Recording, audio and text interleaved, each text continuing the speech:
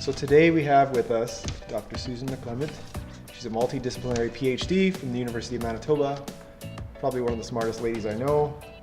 Her research focuses on psychological issues related to palliative care, end-of-life care, and she has a particular interest in cancer, anorexia, cachexia, and related nutritional issues, as well as the impact they have on the dying patients and their families.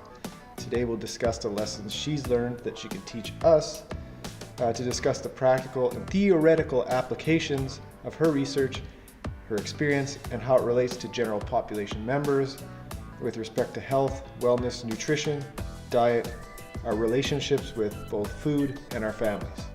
So thank you for your time today. Great, thanks. Thanks for the opportunity, Coach Dino.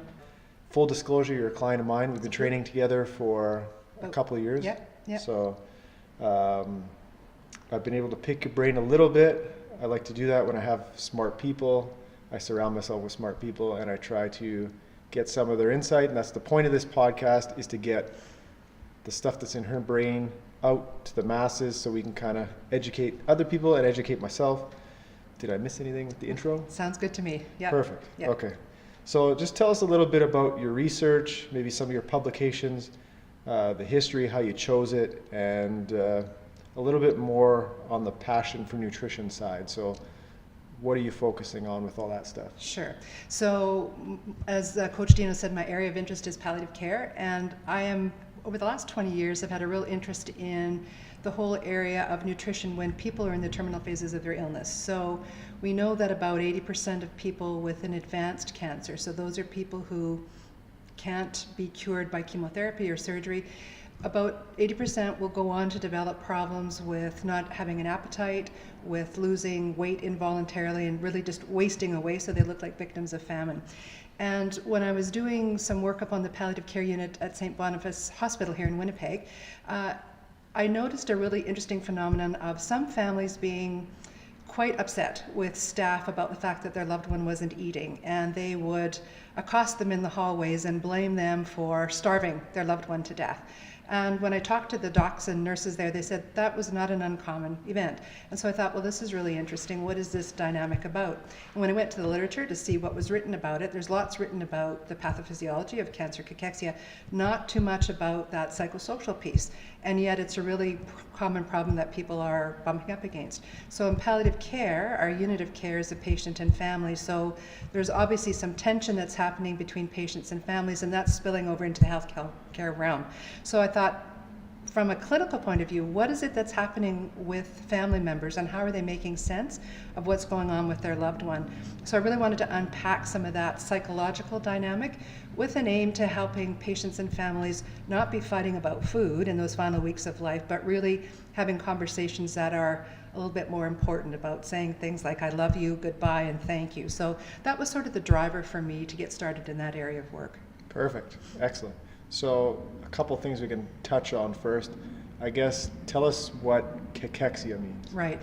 So cachexia is sort of a fancy word that comes from the Greek, kakos, which means bad, and exis, which means condition. So cachexia is literally defined as a bad condition. And it's really a constellation of symptoms. So when somebody has cancer, anorexia, cachexia syndrome, they have the symptoms of lack of appetite, so anorexia. Not the same thing as anorexia nervosa, which is a psychiatric disorder, but anorexia is simply meaning that they don't have any appetite. They also have problems with chronic nausea, so they feel like they want to vomit all the time, and you can appreciate if you feel like that, you don't want to eat. They have marked weight loss, and so this is involuntary weight loss, so the weight just falls off of them, and what they're really losing is their lean muscle mass. And so at its extreme, these people will look like victims of famine, or people that you would see in a concentration camp. Their weight loss is that marked. And the last thing that these folks will have trouble with is overwhelming fatigue or asthenia. So they have just think about how the most tired you've ever been in your life, and then exponentially increase that about 100-fold. That's how these people feel. So it's really this whole kind of stew of symptoms that people bump up against. And the unfortunate thing is, what we know from research is that currently we don't have any nutritional interventions that can reverse that weight loss. So it goes on unabated until the person dies. And as you can appreciate, for family members, when they see their loved one literally wasting away, it engenders a lot of panic, right? So it's logical to think that if the problem is that you're not eating, all we have to do is get more calories in. And for 20 years ago in clinical science, we thought the same thing. We thought, much like you teach your clients about calorie deficit, right? If you have calorie deficit, you're going to lose weight. We have found out that with cancer patients, what happens is that in their bodies, there's a whole lot of metabolic aberration happening. So they can't use carbohydrate, fat, and protein the way you or I would. So we can give them the best nutrition possible, but their body can't make use of it. So that's a really disheartening thing, because it would seem intuitive to sort of, if we feed people, they're going to get better. Family members know how to feed people. They've been doing that all of their lives, and they can't make a difference with food, and so that's part of the angst, because they can't fix it. And it's hard for them to believe when we tell them clinically that giving more food isn't going to make a difference. They'll say stuff like, well, if you don't have gas in the tank, you're not going to go anywhere, right? So on the face of it, I get where they're coming from, but we know that that pushing calories doesn't make a difference, and it can make their chronic nausea worse. So we see this tension and fight between, if you loved me, you'd eat this, and the patient saying, I can't eat it, I can't eat it. Exactly. So we've got all this sort of fight going on, and then that spills over into the clinical world Awesome. as well. Yeah. Excellent. Yeah, that totally makes sense for sure. So I think at the simplest of terms, somebody's at end of life, they have cancer, it's terminal. If you just kind of make it sound pretty simple, their metabolism has been sped up, and the metabolism being the sum of everything that's happening in their body is just happening at such a great rate. We're not able to give them enough energy to maintain their body mass, so they're wasting all tissues to the point where they're having nothing left and they look emaciated. Yeah. What kind of research has been done in maybe reducing those processes? Right, so we know from the really good bench research that's been done, as you said, that we've got lots of wasted energy cycles going on, so people even at rest are losing weight, like they're expending lots of energy, more than a healthy person would. So things have been done to try and intervene and fix the inflammatory process that's going on. There's some suggestion that there might be a role for non-steroidal anti-inflammatory medications to help, but the results are varied. They're not conclusive. We've tried things like supplementing with fish oils to sort of reduce inflammation. That hasn't really made a difference. People have tried different nutritional supplements. Doesn't make a difference. So what we try and do is target the symptoms that we can help. So we can help people with chronic nausea by giving them medication. It may help them to eat a little more. What you'll most often see happening is that clinicians will try and give low doses of steroid to people. That will increase their appetite and their general well-being, and they'll feel better, and they'll gain weight for sure, but what they're gaining is not lean muscle mass, it's water and fat. Yeah. And that is only effective for maybe a 2 or 3 week window. And so it's not a long-term solution. Yeah. Yeah, and I think that makes sense. If you think about it, the body likes to maintain homeostasis, and it controls our behaviors just as much as it controls the physiology. People not eating could just be an auto-regulation. The body saying there's all these processes going on, and let's just try to slow things down. And we know that when we reduce calories, most metabolic processes tend to slow down. So it could just be the body auto-regulating itself to try and slow things down. The unfortunate thing is that with the syndrome that they have, it's kind of a runaway train where you actually cannot slow it down by not eating. And either way, whether they're fed or unfed, they're at end of life, and there's not much they can do about it.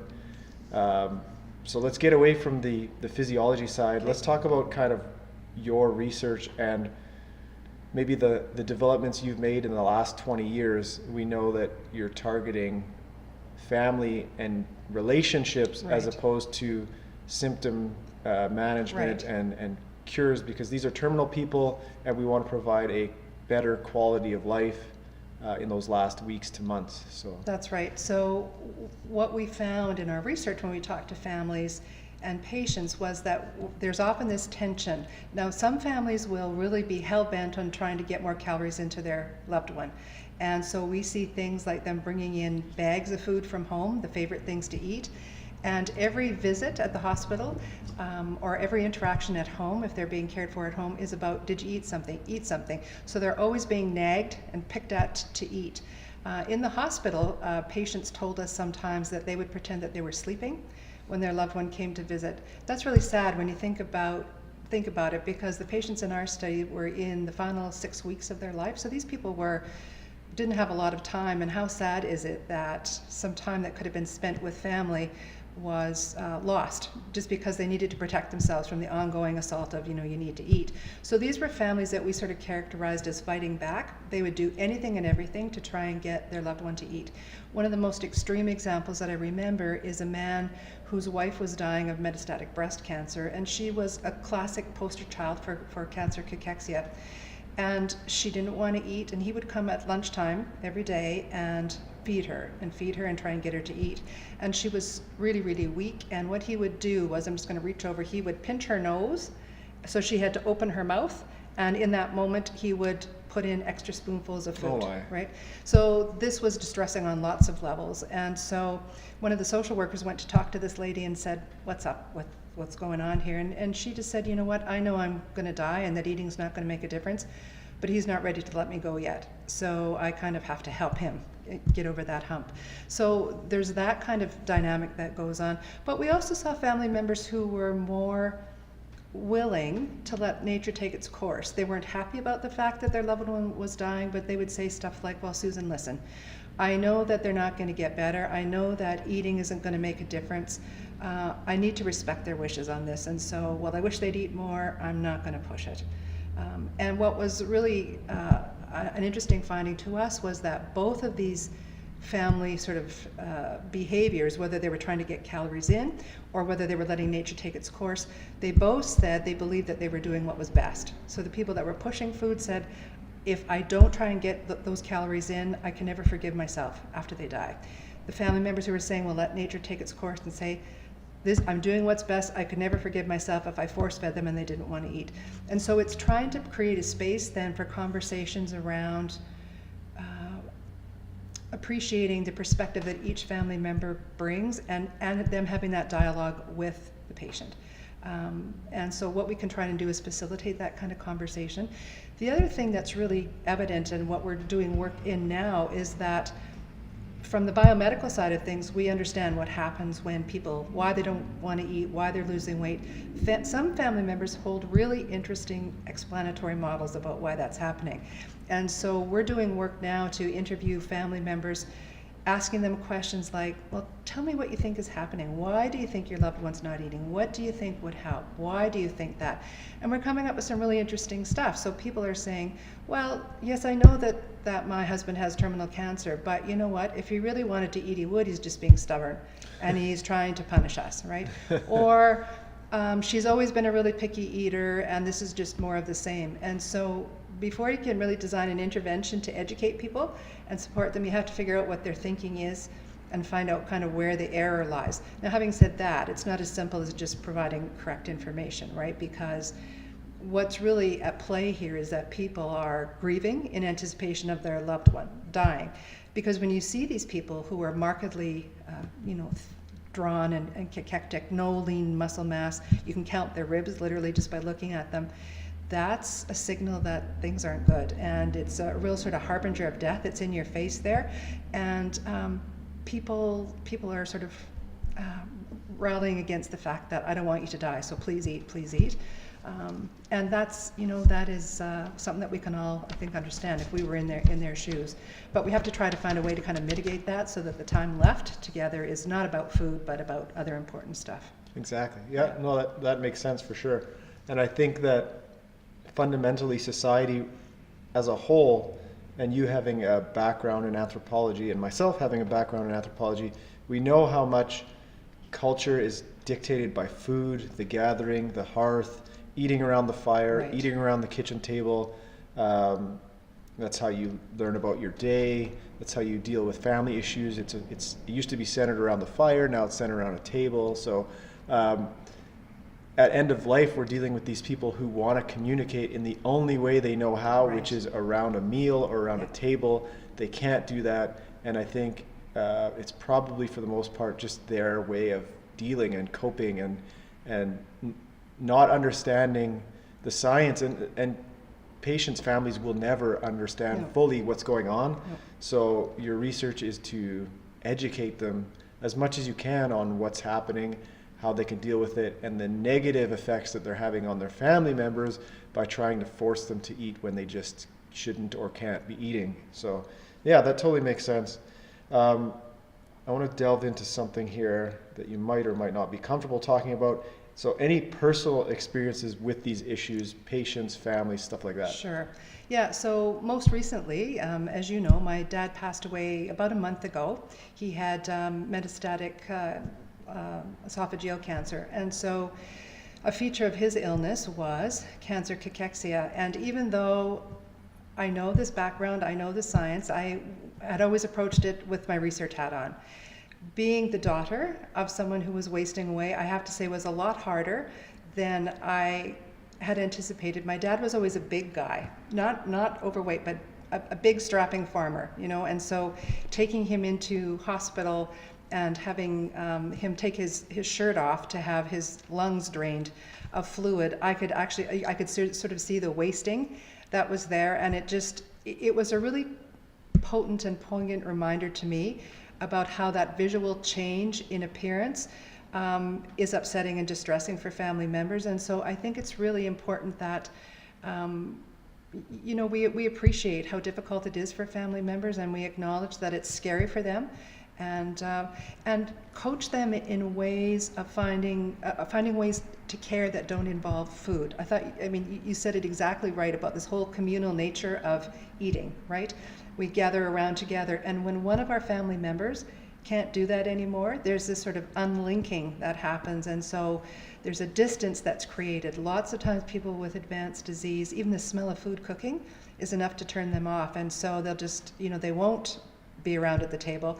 And family members themselves are impacted by that, because many family members said, well, I don't want them to feel nauseated because I'm cooking a steak for supper, so I'll just eat a piece of toast or something like that. So there's a real ripple effect in terms of family members' nutrition and well-being too. So there's a dynamic that occurs there that affects everybody. An illness is a family illness, so the patient may be sick, but it ripples through the family in lots of different ways.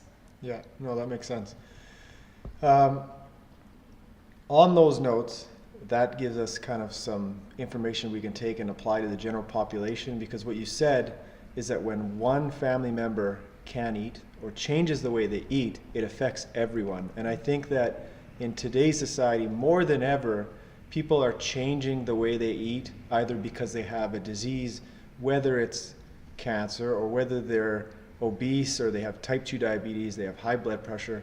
They have to alter the way that they're eating in order to combat symptoms or offset some disease mechanisms that are starting to happen. From your research, what things can we draw that are happening at the family dynamic? Is there support? Is there pushback?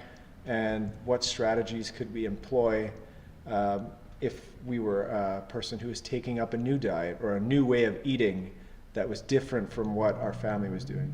Right. So you're right that there really is quite an impact, and I think change is always difficult, right? And so there often is going to be pushback, but I think that first of all, the explanation or understanding of why people are doing what they're doing is really, really important. And the corollary, from what you teach your clients and the good coaching and information that you share with people on your podcast about nutrition has got bearing here as well. It's always easier if change is going to be made that everybody can kind of be on the same page, right? And so when I think about training and weight loss and things like that, if you have a supportive family, that makes the changes that much easier to sort of not only implement but sustain. So too in cancer, when there's a change in appetite, there are going to be changes, but I think we have to modulate to what's going on with the patient, right? And so that gets rid of some of that tension. So when I'm trying to count my macros at home, and my husband is saying that's too much chicken or that's too much protein, if they don't understand what's going on, the explanation and the teaching can be really, really helpful. And it also, you talk often about playing the long game, right, when it comes to changes, whether it's in lifestyle or nutrition. And it's about that. It's about, what you do every day consistently over time to get you the result that you want. And so when we apply that to the cancer cachexia population, it's, let the person eat what they want.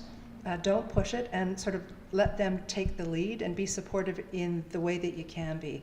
It's going to be a lot easier for the person with the illness. You as a family member are going to be a lot less stressed out, and use that precious, precious time to talk about the things that are really, really important. Yeah. Right? Yeah, perfect. Yeah, that makes sense, 100%. So I think that in all situations, it boils down to probably two main things. Understand what's going on. So if you're a part of somebody's life who's either sick or they're changing the way that they're eating for better, probably because that they realize that the things that they were doing before probably weren't healthy. Right. They want to make some positive lifestyle changes. Try to understand why, try to understand where they're coming from. And then the second thing in both scenarios would be to support them. So how can I help? Also, maybe what changes can I make Right. that would help you achieve your goals, right? I think in today's day and age, we focus so much on the self and we don't focus on the people that are around us. The things that you do, the habits that you have ultimately influence the people that are around you. So, you know, your spouse, your partner, your children, your parents might adopt a new way of eating.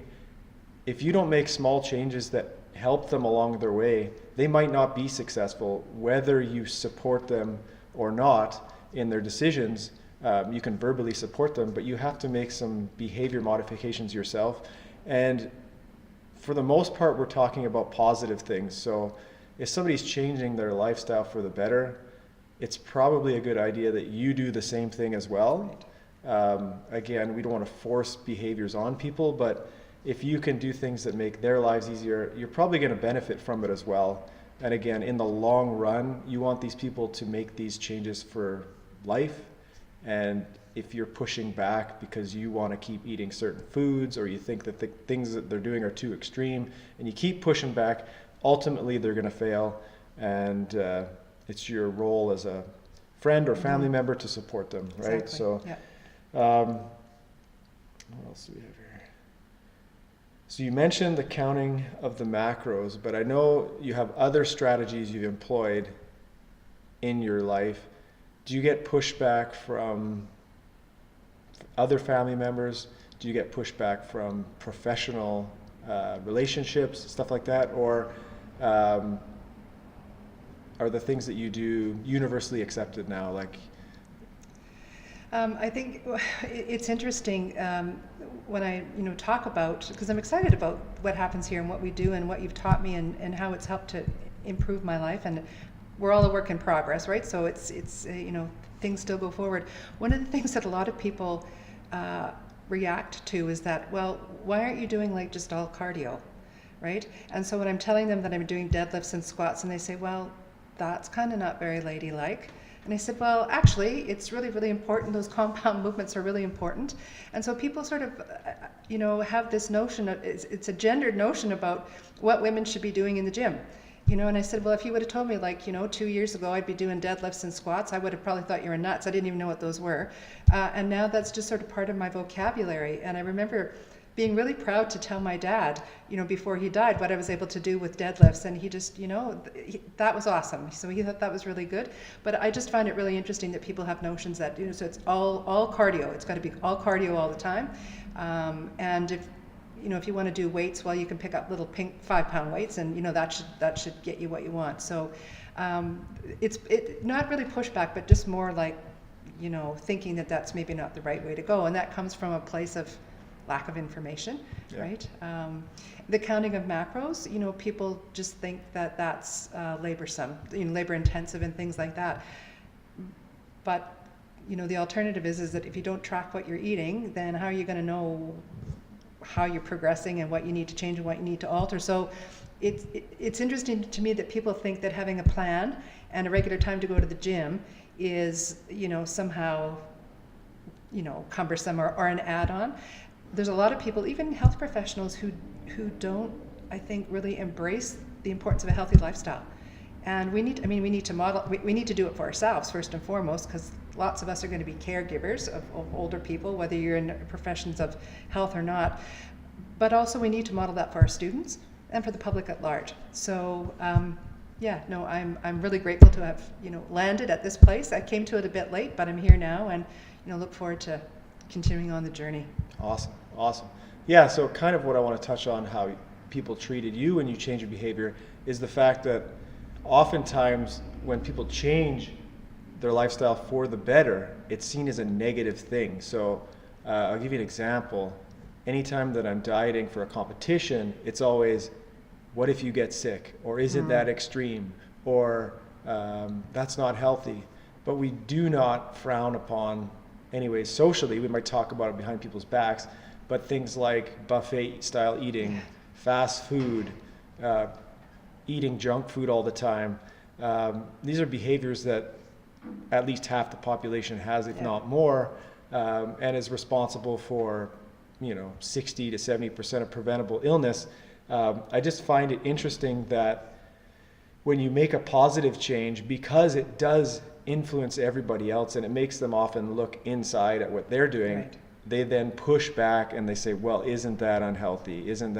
Aren't you going to get hurt? Oh, you're lifting too heavy, you're going to get hurt, says the person who's not doing any exercise, right? So I think that things like this, where we're educating the general population on the importance of family and food, on healthy eating, on lifting weights, on regular exercise, like these things are important because it all boils down to education and support. And without those two things, no health strategy is going to work, whether it's in cancer management, end of life, palliative care. There needs to be education, there needs to be support, and that's just a universal theme. And I think that educators like yourself and researchers, that's more of what we're going to be focusing on, is that knowledge translation. So how do we take the science that nobody understands, tell the layperson, and then give them the tools so they can support their family members. So I think I kind of covered everything I wanted to cover with you. Any kind of last thoughts, anything you would want to tell the audience? You have their attention right now. So yeah, I think when I reflect on some of the most important lessons that I've learned through talking with dying patients and their families, and I've talked to lots of them over the years, is to really not focus on fussing about food, and look at and from speaking to patients out there, when loved ones are nagging you and fussing, that's really their way of saying that I love you. And if you can just reach behind sort of that angst and anger, and know that they do love you. And family members, for your part, of course you're trying to do the best you can and what you know about feeding people, but set that aside, find other ways to care, find other ways to communicate your love in the time that you've got left. And I think when you look back and reflect on it, you'll be glad that you didn't spend time arguing about tapioca pudding, and instead saying all the things that we know are important at the end of life. Awesome. Okay, well, thanks a lot for joining me today. I appreciate having you here. We'll probably have you back because there's a couple other things I'd like to touch on in the future. Thanks everyone for listening today. Make sure you go rate the podcast on iTunes, like us on YouTube, subscribe to the channel, share the video, and we'll see you guys in the next episode of the Mind Muscle Podcast.